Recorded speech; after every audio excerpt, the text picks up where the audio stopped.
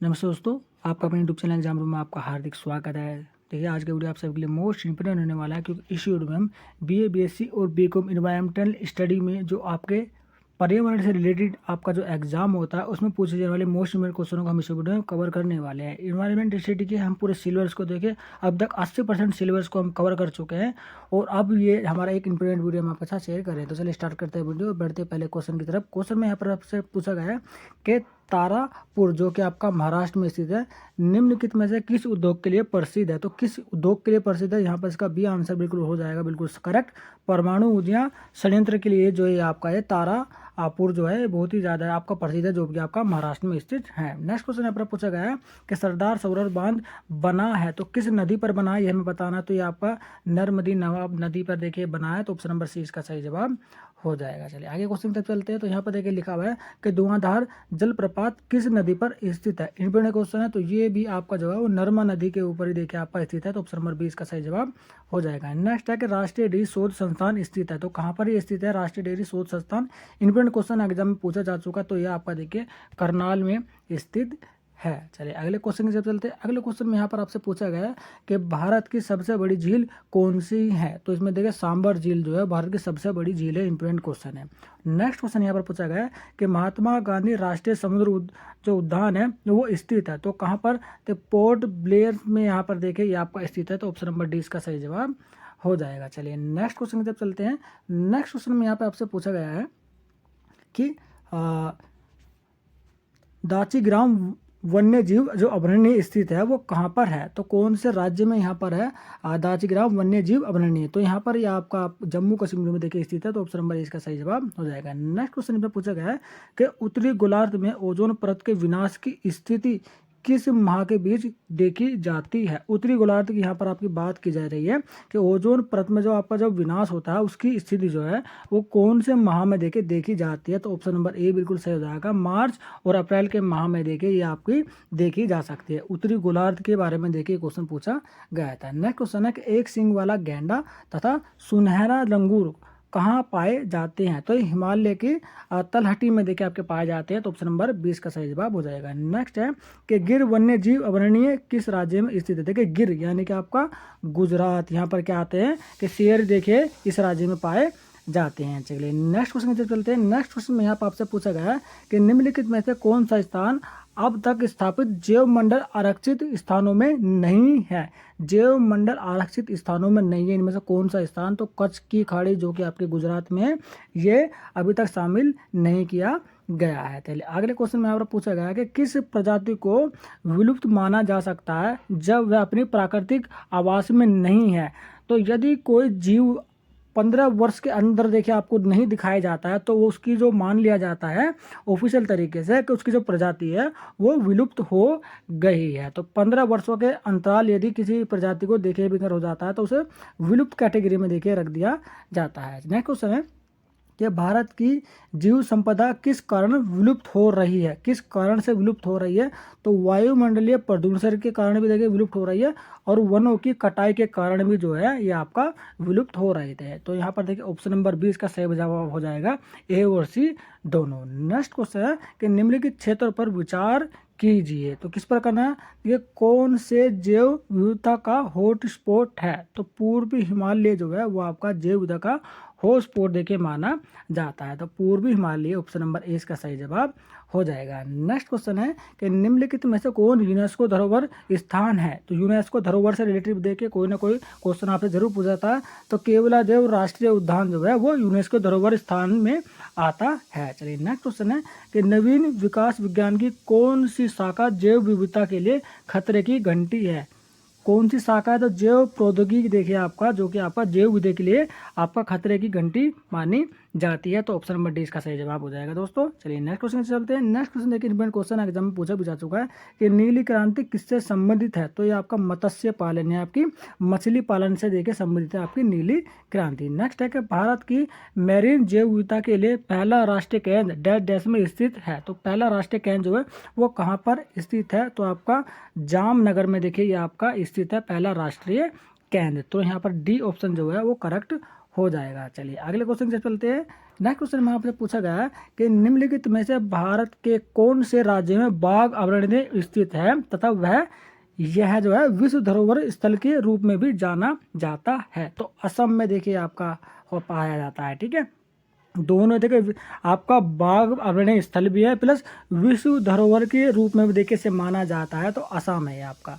Next है कि tomorrow's biodiversity पुस्तक के लेखक है। टुमारोज बायोडाइवर्सिटी पुस्तक के लेखक कौन है, ये मैं बताया डॉक्टर वंदना शर्मा। तो ऑप्शन नंबर 20 का सही जवाब हो जाएगा। चलिए अगले क्वेश्चन की तरफ चलते हैं दोस्तों। नेक्स्ट क्वेश्चन में यहाँ पर आपसे पूछा गया है कि भारत की कितनी संख्या में जैव भौगोलिक जोन उपस्थित हैं। कितनी संख्या में जैव भौगोलिक जो जोन है वो स्थित है भारत के अंदर। तो यहाँ पर 10, यहाँ पर भी जो ऑप्शन हो रहा है, और 10 देखिए आपके जैव भौगोलिक जोन स्थित है भारत के अंदर। नेक्स्ट क्वेश्चन यहाँ पर आपसे पूछा गया है कि बुंदाला जैव मंडल आरक्षित क्षेत्र जो आपका यूनेस्को के मानव तथा जैव मंडल तंत्र सम्मिलित है, कहाँ पर वो स्थित है, तो वो आपका स्थित है आपका ऑप्शन नंबर सी इसका सही जवाब होगा। यह आपका श्रीलंका के अंदर जो है वो आपका स्थित है दोस्तों। चलिए अगले क्वेश्चन की तरफ चलते हैं। नेक्स्ट क्वेश्चन में आपसे पूछा गया है कि भारत में सबसे पहले जीवमंडलीय आरक्षित क्षेत्र कहाँ स्थापित हुआ। भारत में देखिए पूछा जाता है तो आपका नीलगिरी पर्वत, नीलगिरी की पहाड़ियों में सबसे पहला जीवमंडलीय भारतीय आरक्षित क्षेत्र जो है वो आपका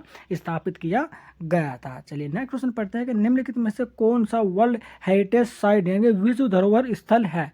तो कौन सा है यह हमें बताना है। तो नंदा देवी बायोस्फीयर रिजर्व जो है वो आपका विश्व धरोहर स्थल में आता है। अगर इन चार ऑप्शन में की बात करो तो ऑप्शन नंबर ए इसका सही जवाब हो जाएगा दोस्तों। चलिए नेक्स्ट क्वेश्चन की तरफ चलते हैं। नेक्स्ट क्वेश्चन में यहाँ पर आपसे पूछा गया है कि सर्वाधिक जैव विविधता पाई जाती है, तो कहाँ पर पाई जाती है यह हमें बताना है। तो सर्वाधिक जैव विविधता जो है वो आपका शांत घाटी जो कि आपका केरल में स्थित है वहाँ पर पाई जाती है। अब क्वेश्चन आपसे देखिए किस तरह से एग्जामिनर घुमा के पूछ सकता है कि शांत घाटी कहाँ पर स्थित है, तो आपका केरल में स्थित है। क्वेश्चन आपसे पूछ सकता है कि सूरमा घाटी कहाँ पर स्थित है, तो पूर्व उत्तर तथा पूर्वी बांग्लादेश में देखिए आपका स्थित है। और फूलों की घाटी जो है वो आपका चमोली कहलाती है, चमोली जो है वो उत्तराखंड में स्थित है। तो इस तरह से कि आपका ऑप्शनों में से किस तरह से एग्जामिनर क्वेश्चन बना के आपसे पूछता है वही उनके ऊपर ट्रिक होती है। यदि आप ऑप्शन जो है उन सभी पर भी ध्यान देंगे तो आप देखिए मैक्सिमम नंबर से पास हो जाएंगे। देखिए इन्वायरमेंटल स्टडी के अब तक हम 80% सिलेबस को हम कवर कर चुके हैं। अब ये 2 वीडियो और मैं अपलोड करूँगा, उसके बाद 100% सिलेबस जो है वो आपका कवर हो जाएगा। ये वीडियो अभी आप देख रहे हैं, इसके बाद एक वीडियो में और अपलोड करूँगा, उसके बाद आप तैयारी कीजिएगा और अपना जमकर अच्छे से देखिए पेपर दे करके आइएगा। यदि अभी तक आपने मेरी प्लेलिस्ट नहीं देखी है तो आप मेरी प्लेलिस्ट को देख रहे हैं।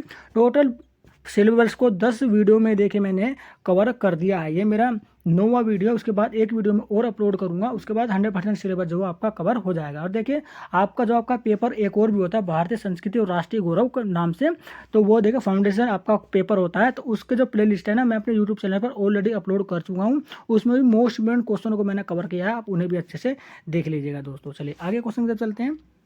क्वेश्चन में यहाँ पर से पूछा गया है कि कंचनजंगा बायोस्फीयर क्षेत्र कब घोषित हुआ। तो कब घोषित हुआ, तो आपका 2016 में देखिए घोषित हुआ था। तो ऑप्शन नंबर इसका सही जवाब हो जाएगा। नेक्स्ट क्वेश्चन है कि नोकरेक जैव मंडलीय क्षेत्र निम्नलिखित में से किस राज्य में जो है वो आपका अवस्थित है। नोकरेक जैव मंडलीय क्षेत्र की बात की जा रही है तो ये आपका मेघालय राज्य में देखिए स्थित है। नेक्स्ट क्वेश्चन है कि कार्टा जोन प्रोटोकॉल का संबंध है, तो किससे आपका संबंधित है, कि जैव सुरक्षा समझौते से देखिए इसका संबंध है। तो ऑप्शन नंबर सी इसका सही जवाब हो जाएगा। Carta zone protocol important question है, एग्जाम में पूछा भी जा चुका है फ्रेंड।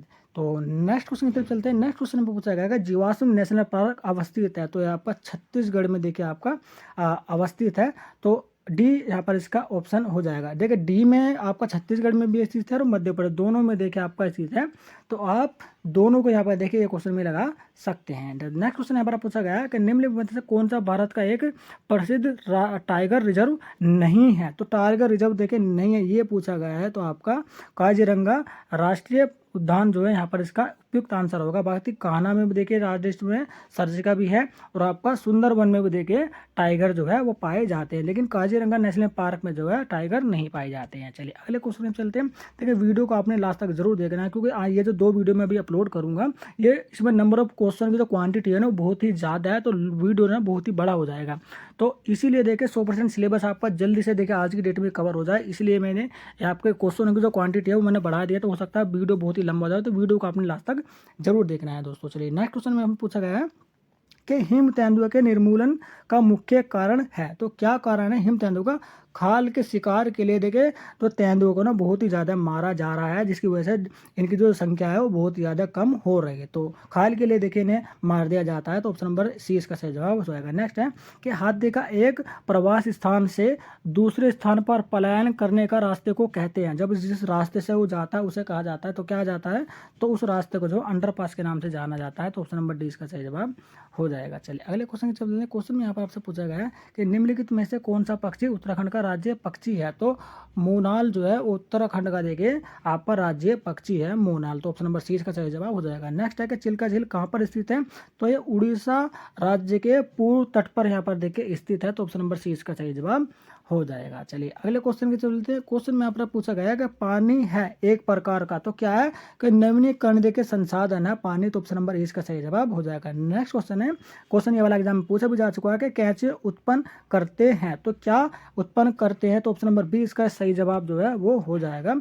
वर्मी कंपोस्ट जो है वो आपका उत्पन्न करते हैं, जिसकी वजह से जो भूमि जो है ना उसमें जो ऑक्सीजन जो है ना वो अच्छी तरह से भूमि के अंदर जो है पहुंच जाती है। उसे ना भूमि को हल्का सा खोखला कर देते हैं, जिसकी वजह से पानी और ऑक्सीजन जो है वो अंदर तक यहाँ पर चली जाती है और फसलों को बहुत ही अच्छा बेनिफिट उससे मिलता है। चलिए अगले क्वेश्चन पे चलते हैं। क्वेश्चन में यहाँ पर आपसे पूछा गया है कि एशिया का सबसे पुराना तेलकूप है, तो कहाँ पर वो स्थित है।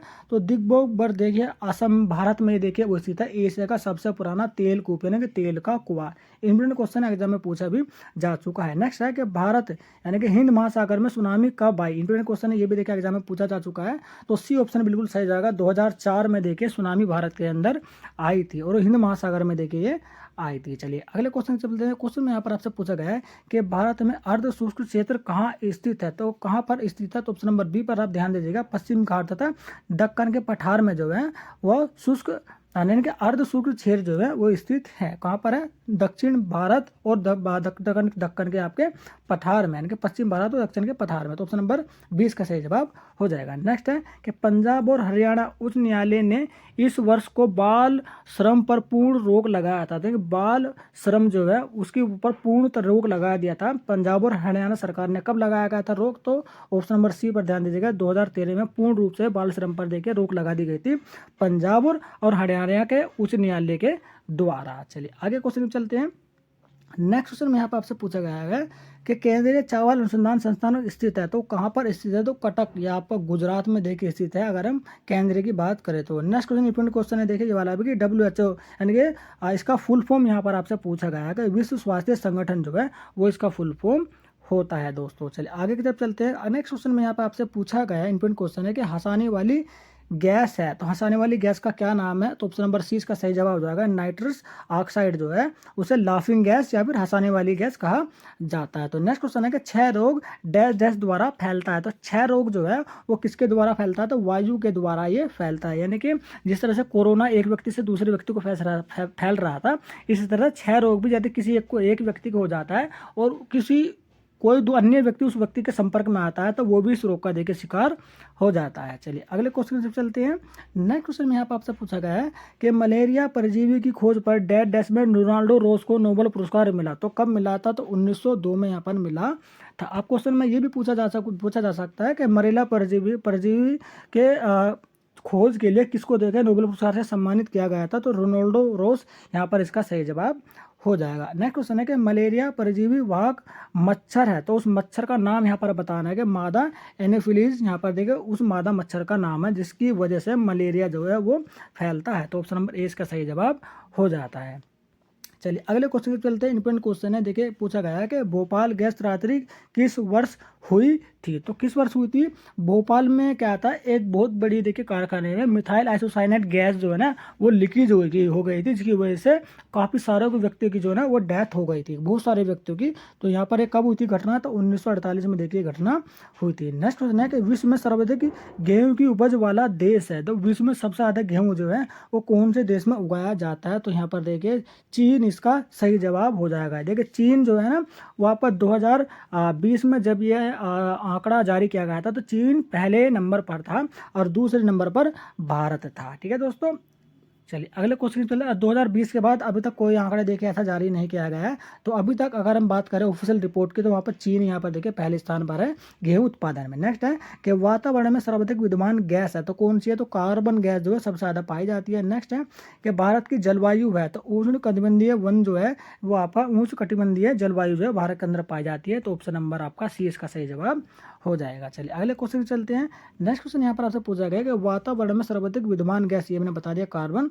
नेक्स्ट क्वेश्चन है कि भारत का ठंडा रेगिस्तान कहा जाता है, तो आपको लद्दाख को यहाँ पर ठंडा रेगिस्तान के नाम से जाना जाता है भारत के अंदर। इंपॉर्टेंट क्वेश्चन है, एग्जाम में पूछा भी जा चुका है। चलिए अगले क्वेश्चन चलते हैं। क्वेश्चन में यहाँ पर पूछा गया है कि श्वेत क्रांति का संबंध है, आप सभी जानते हैं श्वेत क्रांति का जो संबंध है वो आपका दुग्ध उत्पादन से है। और ठीक है, नेक्स्ट क्वेश्चन यहाँ पर लिखा हुआ है कि भूकंप जो होता है उसकी जो कंपन की जो तीव्रता है वो मापी जाती है। तो रिएक्टर स्केल के द्वारा भूकंप की जो तीव्रता है वो मापी जाती है, यानी कि उसका जो कंपन है वो कितनी तेजी से यहाँ पर आया है, तो उसका जो पैमाना है जो वो रिएक्टर स्केल के द्वारा देखिए उस पैमाने से मापा जाता है। चलिए अगले क्वेश्चन में चलते हैं। क्वेश्चन में यहाँ पर ऐसा पूछा गया है कि बुरांश तथा चीड़ के वृक्ष कहाँ पाए जाते हैं, तो कहाँ पर पाए जाते हैं दोनों ही कैटेगरी के वृक्ष। तो आपका शीतोष्ण कटिबंधीय पर्वत वनों में देखे बुरांश और चीड़ के जो वृक्ष है वो पाए जाते हैं। अब पूछा गया है नेक्स्ट क्वेश्चन कि लाख जो है वो प्राप्त होती है, तो किससे प्राप्त होती है, तो ये कीट से प्राप्त की जाती है लाख। तो ऑप्शन नंबर सी इसका सही जवाब हो जाएगा फ्रेंड। चलिए अगले क्वेश्चन चलते हैं। दोनों ही देखिए क्वेश्चन इंपॉर्टेंट है और दोनों एग्जाम में पूछे जा चुके हैं कि चिपको आंदोलन किससे संबंधित है। तो वनों के संरक्षण यानी कि वनों की कटाई को रोकने के लिए आपका उत्तराखंड में जो है चिपको आंदोलन की शुरुआत की गई थी। किसके द्वारा की गई थी, कि चंदी प्रसाद के द्वारा और सुंदरलाल बहुगुणा के द्वारा देखिए इसकी शुरुआत की गई थी। तो इसके जो राष्ट्रीय नेता थे वो सुंदरलाल बहुगुणा जी थे। नेक्स्ट क्वेश्चन है कि पांडुरंग हेडोग ने किस आंदोलन का नेतृत्व किया था, तो इन्हों विधों के अप्पी को नाम के देखा एक आंदोलन चलाया था कर्नाटक में। उनका भी यही उद्देश्य था कि वनों के संरक्षण के लिए, वनों के कटान को रोकने के लिए अप्पी को नामक एक आंदोलन चलाया गया था कर्नाटक में। ठीक है दोस्तों, चलिए अगले क्वेश्चन पे चलते हैं। तो नेक्स्ट क्वेश्चन में यहाँ पर देखिए दोस्तों आपसे पूछा गया है कि भारतीय सर्वेक्षण विभाग के अनुसार वनाच्छादित क्षेत्र यानी कि भारत के अंदर कितना प्रतिशत क्षेत्र है जिसके ऊपर वन पाए जाते हैं। तो ऑप्शन नंबर सी इसका सही जवाब हो जाएगा। 21.7 क्षेत्र जो है भारत के अंदर ऐसा है जिसके ऊपर वन पाया जाता है। तो नेक्स्ट क्वेश्चन में यहाँ पर पूछा गया कि चिपको आंदोलन का नेतृत्व किसने किया था। इसका आंसर मैंने आपको बताया है, सुंदरलाल बहुगुणा ने इसका जो नेतृत्व किया था चिपको आंदोलन का। चलिए अगले क्वेश्चन से चलते हैं। नेक्स्ट क्वेश्चन इसमें आपसे इंपॉर्टेंट है कि पूछा गया है कि वृक्ष संरक्षण हेतु आंदोलन है, तो कौन कौन से हैं। तो चिपको आंदोलन में देखिए वृक्ष से संबंधित है, इसके कटान को रोकने के लिए, उनकी सुरक्षा के लिए।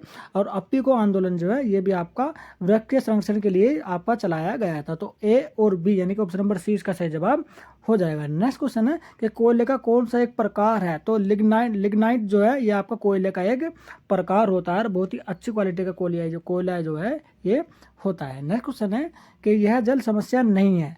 तो वर्षा का जल यदि आप इकट्ठा कर लेते हैं तो ये जल की समस्या नहीं है। ठीक है, बढ़ती हुई जनसंख्या जल की समस्या है, भूजल निकासी में कमी ये भी जल का ही प्रदूषण है, और जल प्रदूषण तो जल की समस्या है ही। तो नहीं है पूछा गया, तो इस आधार पर ऑप्शन नंबर बी इसका सही जवाब हो जाएगा। नेक्स्ट क्वेश्चन है कि ग्लोब के कुल जल का कितना भाग जो है वो महासागरों में देखिए निहित है, यानी कि महासागरों में पाया जाता है।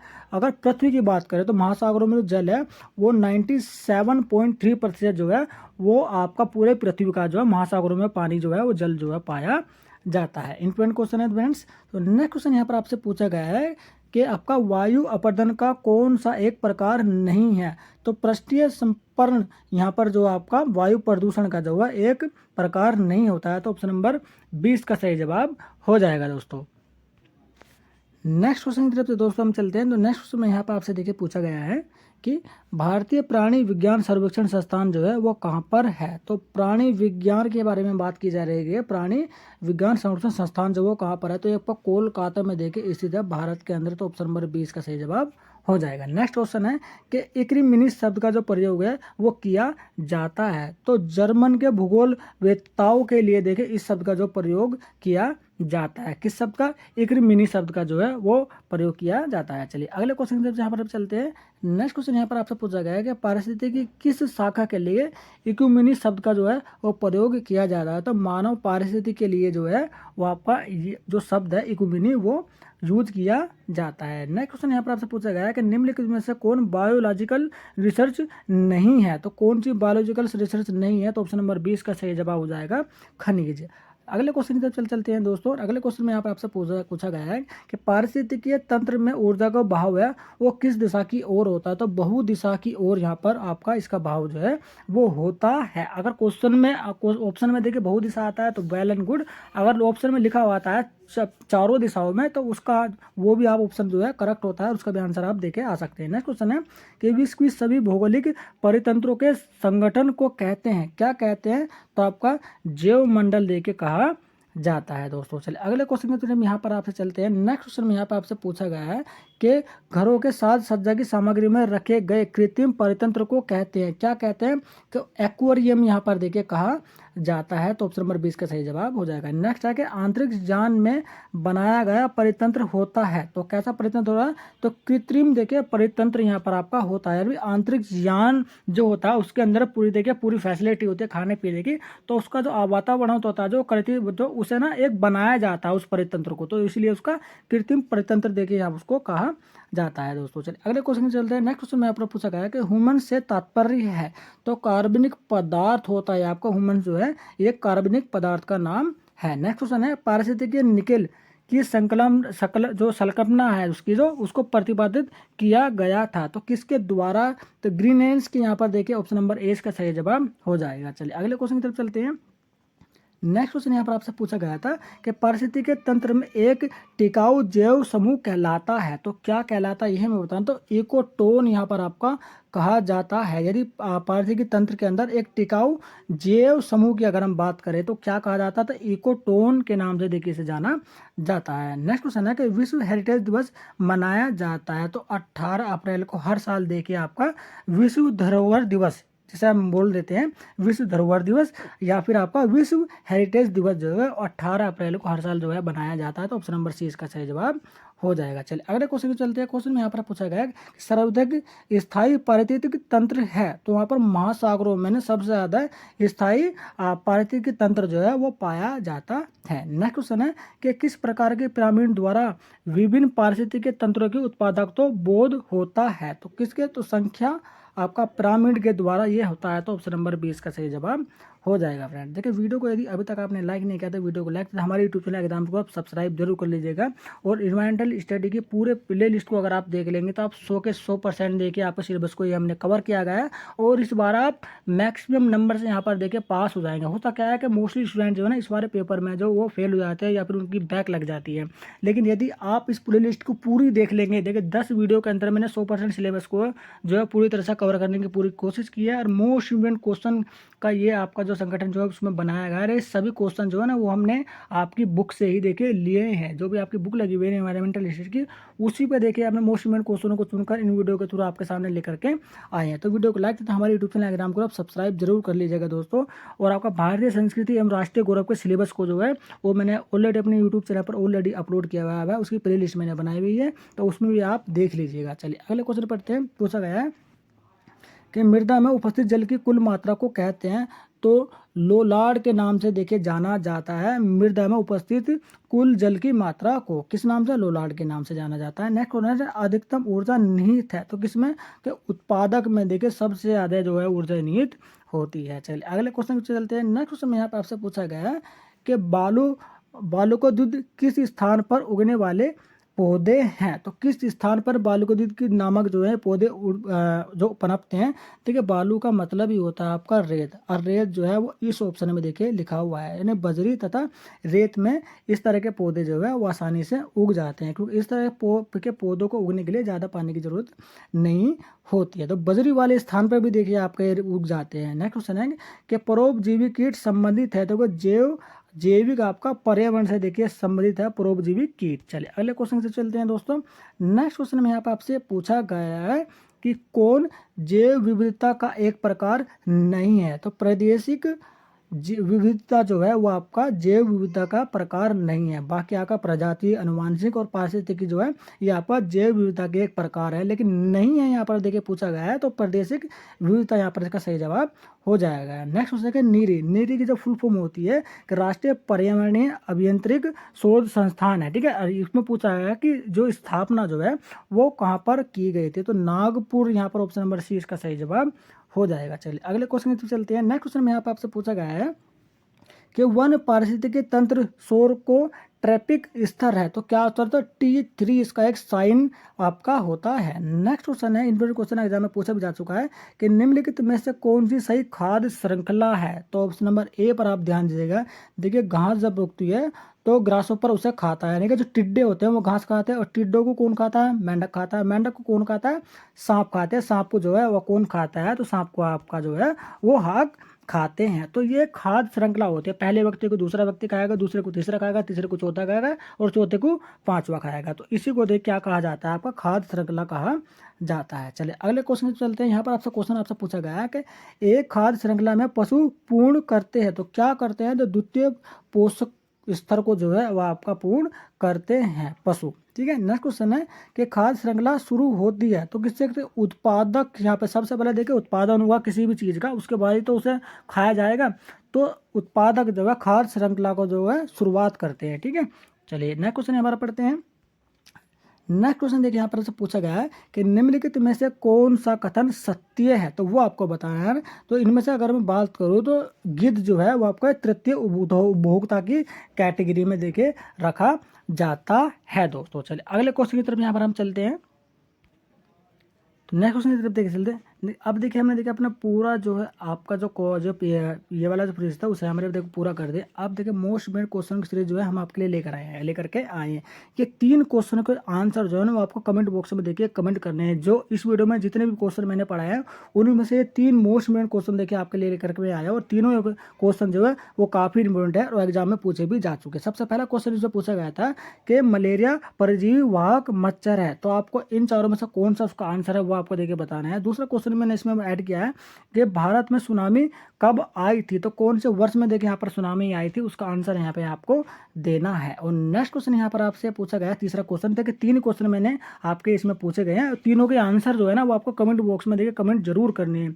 मुझे भी पता चले कि मैं जो देखे जो इतनी जो मेहनत के साथ ही आपको क्वेश्चन और वीडियो प्रोवाइड करवा रहा हूँ, आप उन्हें बहुत सी ध्यान से देख रहे हैं या फिर नहीं। अगर आपने बहुत ही ध्यान से वीडियो को देखा है तो तीनों का आंसर आप कमेंट बॉक्स में जरूर कमेंट करेंगे। तीसरा क्वेश्चन है कि निम्नलिखित में से कौन यूनेस्को धरोहर स्थान है, तो उसका भी देखिए आपको बताना है। सपोज करें आप क्वेश्चन नंबर ए का आंसर जो ए देना चाहते हैं, पहले का आंसर ए देना चाहते हैं तो आप ए लगाएंगे और से आप कमेंट बॉक्स में कमेंट पोस्ट कर देंगे। और दूसरे का जो आंसर है वो आप बी देना चाहते हैं तो 2B लिखेंगे और से आप कमेंट बॉक्स में पोस्ट कर देंगे। और तीसरे का आंसर आप सी देना चाहते हैं तो 3C लिखेंगे और उसमें कमेंट बॉक्स में कमेंट कर देंगे। उसका आंसर मैं आपको देकर बता दूंगा कि आपने राइट आंसर दिया है या फिर नहीं दिया है। तो वीडियो को लाइक देता, हमारे यूट्यूब चैनल एग्जाम ग्रुप आप जरूर सब्सक्राइब कर लेगा। तो इस वीडियो को अगर मैं ऐड कर लूँ तो मैं 90% सिलेबस को देखिए अब तक ये कवर कर चुका हूँ दोस्तों।